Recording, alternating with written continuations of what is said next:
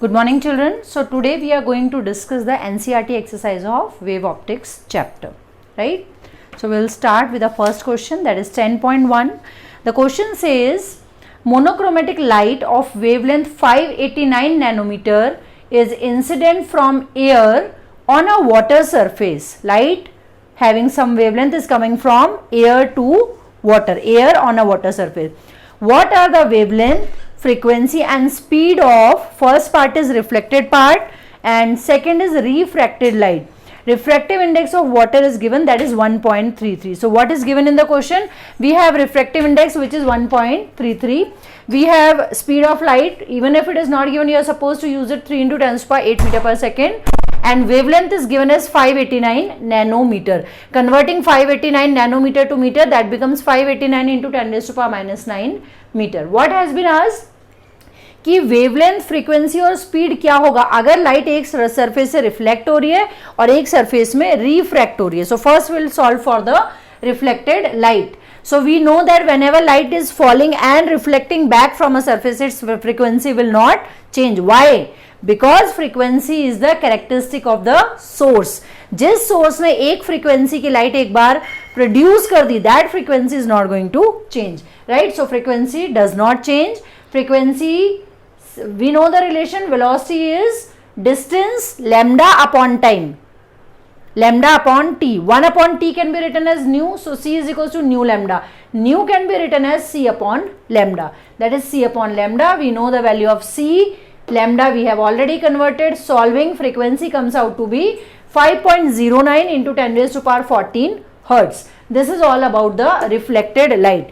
अभी ये जो फ्रीक्वेंसी है, ये फ्रीक्वेंसी चेंज नहीं होने वाली, right?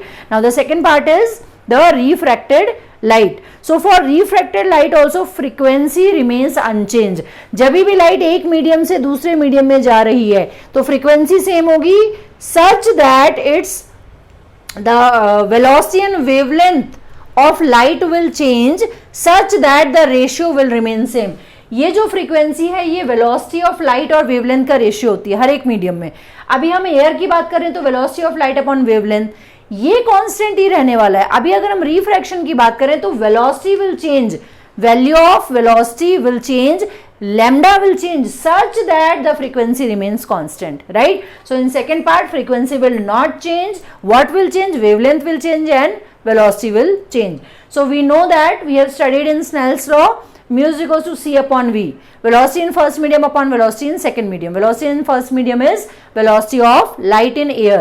So the value of nu velocity comes out to be c by nu. C by nu. C standard value, refractive index of the medium in which the light is entering. What is the refractive index given in the question? 1.33. It's a standard value, you should remember it. So velocity in water will be solving, we get 2.26 into 10 raised to power 8 meter per second, right? Now what else is asked? The wavelength of, wavelength is also asked. Frequency we have found, velocity in water we have found. Now the new wavelength, because we know that wavelength is given by, we have the formula for wavelength, velocity upon frequency. Velocity of what? Velocity in water, velocity of light in water. So wavelength का formula क्या हो जाएगा? Wavelength will be velocity upon frequency. Velocity of light in water upon frequency. Velocity of light in water हमने अभी अभी निकाला है. Putting this value divided by the frequency. What is the frequency? From the first part, solving this fraction will give us the wavelength of light in water. So the wavelength of light in water will be 444 into 10 to the power minus 9, or we can write 444 nanometer, or we can write 4.44 into 10 raised to power minus 7 meter. In any ways you may write, ये metre में है, scientific notation में हो जाएगा 4.44 into 10 raised to power minus 7 meter, nanometre में हो जाएगा 444 nanometer. In any ways you can give the answer, right? So the second question, what is the geometrical shape of wavefront in each of the following cases? We know geometrical shape of the wavefront for various sources. So the first one is light diverging from a point source. So very simple, light diverging from a point source will be a spherical wavefront. इस तरह का wavefront बनेगा. spherical wave front, right? The second part is light emerging out of a convex lens when a point source is placed at the focus. So we know for a convex lens when the object is at focus, image is at infinity. और कैसी raise निकलती है convex lens से? Parallel rays. So suppose this is a convex lens, object कहाँ रखा है? Focus पे रखा है. So focus पे रखा है object, तो कैसी रेज निकलेंगी? Parallel. ये तीनों रेज पैरेलल. पैरेलल रेज का मतलब लाइट अगर पैरेलल रेज है तो वी नो वेव फ्रंट पता है तो हम रेज बना सकते हैं, और रेज पता है तो हम वेव फ्रंट बना सकते हैं. What is the relation? Wave front are always at 90 degree to the rays. तो वेव फ्रंट ऐसा बनेगा. These are the wave front. What kind of wave front? Plane wave front will be formed. So the answer of second part is plane wave front. Now the third part says the portion of the wavelength of light from a distant star intercepted by the earth. अभी star कहां पे? Infinite distance पे. कोई भी source हो, भले ही वो point source हो, भले ही वो लीनियर सोर्स हो, लेकिन जब हम डिस्टेंस से देख रहे हैं उसको, the observer is at a distance, so the wave front is always seen as a plane wave front. Suppose ये कोई डिस्टेंट स्टार है, स्टार से आने वाली लाइट पॉइंट सोर्स हो चाहे लीनियर सोर्स हो, आते आते आते इतना ज्यादा डिस्टेंस है कि जब हम बहुत ज्यादा डिस्टेंस पे देखते हैं तो ये पार्ट कैसा दिखेगा? This part will look like a plane wave front. So कभी भी इनफाइनाइट डिस्टेंस से हम कुछ भी देख रहे हैं, so the incoming light will always be in the form of parallel grid of plane wave front. So the answer for third part is also plane wave front, right? Coming to the next one, the refractive index of glass is 1.5. What is the speed of light in glass? Speed of light in vacuum is given. We know 3 into 10 to power 8 meter per second. Refractive index दिया है. Velocity of light we know very well. What is asked? What is the speed of light in glass? We know mu is equals to c by v. c पता है. Second medium क्या है? Glass है. तो v का value क्या हो जाएगा? c upon nu. c को simply nu से डिवाइड कर देंगे. Very simple. These types you have solved in previous classes also. So the answer will be 2 into 10 raised to power 8 meter per second. Now the second part says if the speed of light is the speed of light in glass independent of color of light. Yes, speed of light depends on the color. Color means we are talking about wavelength. Yes. So speed of light is not independent of color of light. If not, which of the following colors red and violet travel slower in a glass prism? हमें पता है कि अगर हम glass prism की बात करें, ये ग्लास प्रिज्म है, लाइट गई, यहाँ पे स्क्रीन लगाते हैं तो हमें पैटर्न मिलता है विबग्योर.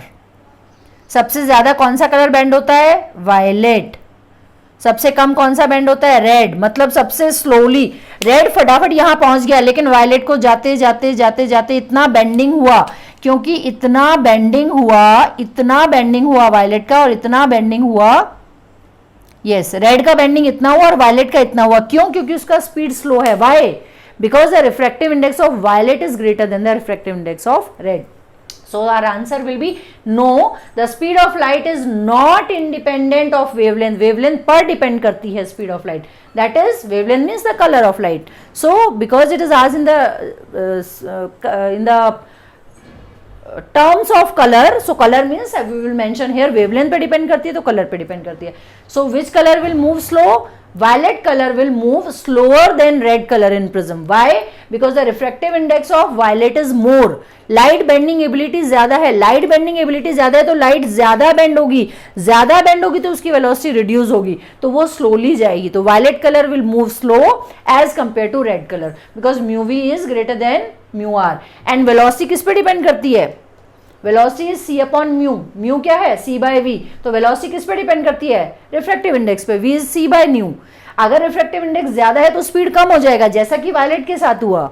अगर रिफ्रैक्टिव इंडेक्स कम है तो स्पीड भी क्या हो जाएगी? फास्ट हो जाएगी, right? So this relation you have to remember. Very very important relation. You may get a lot of reasoning based questions from this type, right? So coming to the next 10.4, it says that in a Young's double slit experiment the slits are separated by 0.28 millimeter. So distance between the slit हम कैसे denote करते हैं? Small d से. It is given as 0.28. Immediately we will convert it into meter. 10 raised to power -3 आ जाएगा क्योंकि millimeter है, right? And the screen is placed 1.4 meter away. Capital D कितना दिया है? Screen distance is always capital D, that is 1.4 meter away, right? So the distance between the central bright fringe and the fourth bright fringe, central bright fringe और fourth bright fringe, यहाँ पे bright dark, ऐसे ही जो fourth bright fringe है वो कितना दूर बन रही है, that distance is given as 1.2 centimetre. कितना दूर बन रही है, 1.2 सेंटीमीटर। सेंटीमीटर को इमीडिएटली मीटर में कन्वर्ट करेंगे। Determine the wavelength of light used in the experiment. We have to find the wavelength of light. We know that nth fringe का distance हम कैसे पता करते हैं, n lambda d by d। क्यों ये फॉर्मूला यूज किया, क्योंकि they are asking about bright fringe. अगर it would have been dark fringe तो ये फॉर्मूला चेंज हो जाता है, राइट। सो ब्राइट के लिए n lambda d by d। n कितना है, फोर्थ फ्रिंज की बात कर रहे हैं हम, राइट।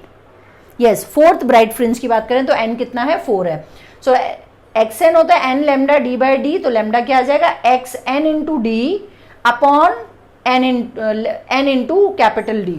सो ये क्या है, x4 into D upon 4 into, ये हमें दिया है, स्मॉल d दिया है, कैपिटल D दिया है। Will keep the values and the value of wavelength after calculation will come out to be 6 into 10 raised to power minus 7 meter. Right children? Very simple. Coming to 10.5, in a young double slit experiment using monochromatic light of wavelength lambda, हमने एक monochromatic light ही हम use करते हैं YDSC में। The intensity of light at a point on the screen where the path difference is lambda is k units। अभी हमें पता है अगर path difference 0 है तो ब्राइट फ्रिंज बनेगा। नेक्स्ट ब्राइट फ्रिंज कहां बनेगा, path difference 0, then 2 pi, then 4 pi and so on, 3 pi, 4 pi and so on. So it is given that where the path difference lambda is k units. इस जो भी path difference है उसका intensity को हमने k units, we have given it some scalar name called k। What is the intensity of point where the path difference is lambda by 3। अगर lambda है तो हमारा 2 पाई बनता है। अभी हम ये क्या पूछा है, what is the intensity of light when the path difference कितना हो गया, लैम्डा बाय 3 हो गया, तो हमारा एंगल भी अकॉर्डिंगली चेंज हो जाएगा। And before we solve this we will quickly recall all the standard expressions, right, because it will be used. So I have written it this side. We know that intensity in young double slit is given by I1 plus I2 plus 2 under root I1 I2 into cos phi. This relation we know very well. अभी suppose we are taking intensity is same as per the question. Yes, path difference is lambda. Suppose the intensity is same, I1 I2 दोनों same है, so I1 I2 दोनों को हमने I0 मान लिया, right? So ये क्या हो जाएगा, I0 plus 2 under root I0, ये क्या होगा, I0 square, अंडर रूट में है तो ये बाहर आ गया, I0 हो गया, cos phi। I0 is 2I0 plus 2I0 cos phi, दोनों में से हमने क्या ले लिया, 2I0 कॉमन ले लिया, 1 plus cos phi। अभी 1 plus cos phi को हम क्या लिख सकते हैं, 2 cos square phi by 2, trigonometric relation. So 1 plus cos phi can be written as 2 cos square phi by 2. So 2 into 2 cos square phi by 2, एक 2 पहले से था, ये क्या हो गया, 4 I0 cos square phi by 2। मतलब इंटेंसिटी ऑफ लाइट phi पे कैसे डिपेंड करती है, 4 I0 cos square phi by 2। Now as per the given question, the intensity of light at a point on the screen where path difference lambda is k units, ये किसके बराबर है, इसको हमने एक नाम दे दिया k। So we know that जब path difference lambda होता है, जब path difference 0 होता है तो we get a bright fringe. What is phi? Phi is 0. But when path difference is lambda, what is the value of phi? That you should recall from there. Phi का value होता है 2 pi, right? Complete. So when path difference is lambda, phi is 2 pi. Now we know that I is 4 I0 cos square phi by 2. So I is 4 I0 cos square phi by 2. So phi का value क्या रख दो, 2 pi। 2 pi by 2 क्या बचा, 2 get cancelled out, pi। So cos square pi, cos pi क्या होता है, cos 1 it is -1 का स्क्वायर किया तो ये क्या हो गया, 4 I0 किसके बराबर हो गया, 4 I0 इंटू 1, मतलब इंटेंसिटी कितना हो गया, 4 I0। लेकिन ये जो इंटेंसिटी ये हमें क्वेश्चन में दिया है कि इसको हमने k नाम दे दिया, मतलब 4 I0 किसके बराबर है, k के बराबर है, right. 4 I0 is equals to k. Now what is the intensity of light at a point where path difference is lambda by 2। अभी जब हमने path difference lambda लिया था तो phi कितना था, phase difference 2 pi।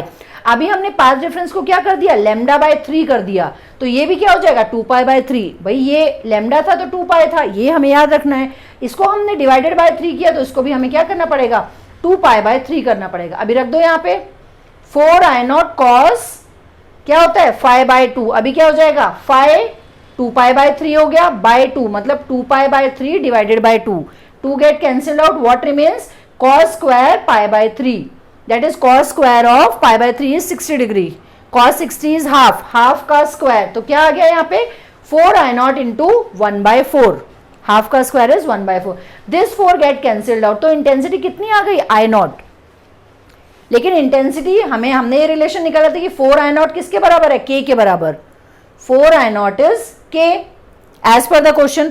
अभी हमारा क्या आया I नॉट, मतलब I नॉट का मतलब ये क्या हो जाएगा right hand side, it will become k/4, मतलब अगर वेवलेंथ लैम्डा था तो हमें इंटेंसिटी k मिल रही थी, लेकिन अगर अभी इसका वेवलेंथ कितना हो गया λ/3 हो गया, अगर इसका पाथ रेफरेंस, तो हमें इंटेंसिटी भी कितनी मिलेगी 1/4 मिलेगी, k/4 will be our answer as per the given question, right.